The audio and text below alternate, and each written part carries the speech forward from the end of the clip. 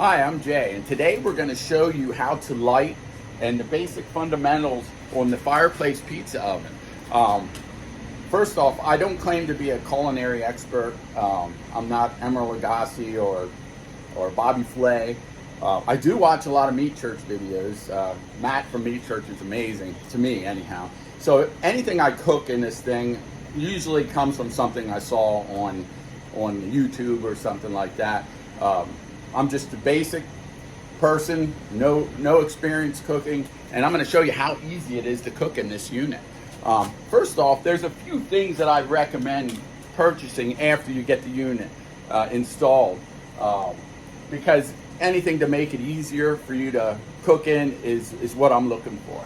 First off, let's start with the basics.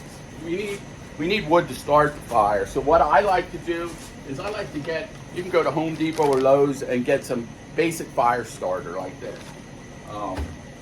And you need good dry wood, no matter what kind you want to use, whether it be hickory, oak, whatever. It just has to be dry. So you don't want to put anything that isn't seasoned in the oven, because it would be hard to keep lit and everything like that. But what I like to do is I like to have a nice scoop for the ashes. This is something you can get same place. Maybe a scraper to scrape the pizza stone if you get any sauce or cheese that gets on it. Of course, a pizza peel. You can get this anywhere. I like the metal ones that really work nice. A good lighter, of course. And then a pan. And the reason I say the pan is because if you're cooking other items as far as like meats and stuff like that, you don't want the grease getting on the cooking stone itself. So this is just 15 bucks. You can get it any place that has a rack inside of it, so the juices will just go below it, and that works out perfect. A couple other items. I mean, this is great for like if you're doing like beer can chicken, but this is ceramic, so you don't get the metal in there. I've done pulled pork, little handles for that. And definitely a temperature gauge. Whether you get the type that inserts in the meat or just your basic one that you can get anywhere, just to check the temps on items that you're going to be cooking. And as far as the rubs, like I said, and I have nothing against any kind of offset burners or pellet stoves. In fact, this is like the Traeger rub. I love this rub. This is really good. Them ovens are great. They do their job. We're just going to promote the one that we actually build, and the one we use a lot. So that rub's good. Of course, like I say, I love Matt from Meat Church, so I use a lot of his seasoning.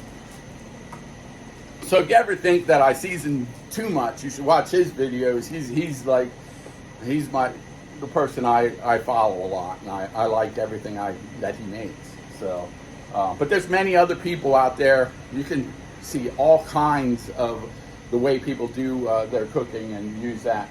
So what we're going to do is we're going to get this Fireplace Pizza oven lit up. I'm going to show you how easy it is to get lit, and then we're going to cook something in. Okay, so here we are. I put a couple pieces of paper in. What you want to do is just crumble up some old newspaper and put it on the very bottom underneath the wood rack. These units come with a custom wood rack. It holds it up about 3 inches off the ground, gives it good air when the fire's burning. And here's the fire starters I was telling you about. Just stick them through the holes like that. Make yourself a little teepee there.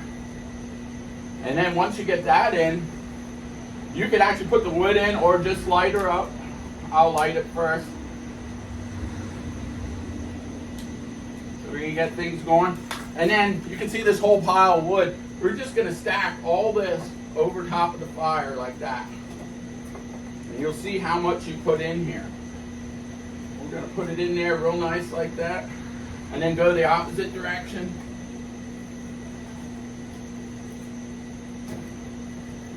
Don't be afraid to load this up. So you can see how much wood I have in there. So what you want to do is just get this thing going like that. And then I'll show you how to, we'll let this go for about 10-15 minutes. You can see already how it's starting to light up. I like to leave the doors open when I do the first initial light up like this, and just let it really get rolling, and I'll be back to show you how to set it for your food. Okay, it's only been about 10 minutes, and you can see how the fire is really going. That's what it'll look like when it really starts. All them small timbers we put in there, the fire starters, they just lit everything up. And with the doors open on these units, it really goes. I'm going to explain a few things. The doors act as a damper in this unit. If you keep the doors closed, it'll slow the burning down. If you open it up, it ignites it because it's getting a lot of air. The other really neat feature on these units is this damper on the side.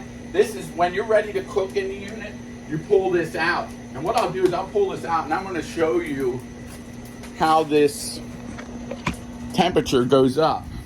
So we're going to pull the damper out, and you can see the temperature start to rise as it pulls out. See, it's starting to go up. It's going to go way up. See how the temperature is climbing? It's just shooting right up because the fire is really giving it fuel with the doors open like that. So just in a few minutes, it went from 0 all the way up to about 300 degrees. Now what I did was I made some strombolis, and we're going to put some strombolis in here and cook them. You can tell I use mine a lot. I use this pizza oven for a lot of different things, and you can see the videos that I have for these. But once you get it open like that, I like to put my strombolis on a little bit of paper like that, like parchment or any type of paper like you wrap your meats in to get them started. You just slide it right in there like that. And close it up. And we're going to let this cook. And we're going to go up around 400 degrees with this.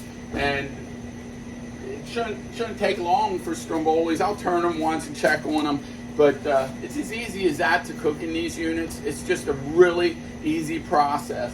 But once you get the fire lit, and you can control the temperature by opening, closing the doors, or adding more wood to it. It's just a really neat unit. But I'll be back and I'll show you what these look like once we get them done. We only had this in a few minutes, but I'm going to show you the temperature where we're at. And that's just with the doors open like that. And we're halfway done cooking our strombolis. I'll give you a shot at the end. Okay, it's been about a half an hour. These should be just about done. I've been running at 450, 500, right around there. Let me pull these out of here. Look at them. Perfectly cooked strombolis in your Fireplace Pizza oven. They are hot. Set them over here. Close this up. Now, just a little bit about this oven. I'll close the doors now that we're done cooking. You can just let that burn out, or you could cook a dessert in there or something. Just to talk, and then you can put the damper back in, and you could just let it as is, and it'll just eventually just burn out, and then you're ready for next time. Just clean it out, and you're ready for next time. You don't really have to do anything to the stone.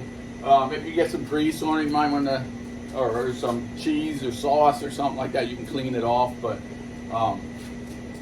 this unit is amazing. It's just, it looks great. If you're doing an outdoor kitchen and you want to add an extra piece to your outdoor kitchen, as you can see, I put wood boxes with it to store the wood in. You got the pizza oven. This actually runs up through a roof. Anything you can come up with can be done with these units. Very nice units.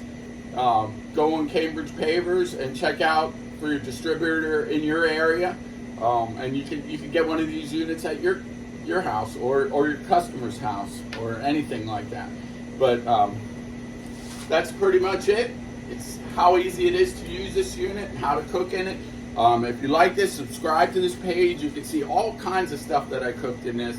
And like I say, I'm not no expert or culinary expert. Anyone can cook like this. Just try it, and then I'm sure you can make this work for you. Okay? Until next time, I'm Jay.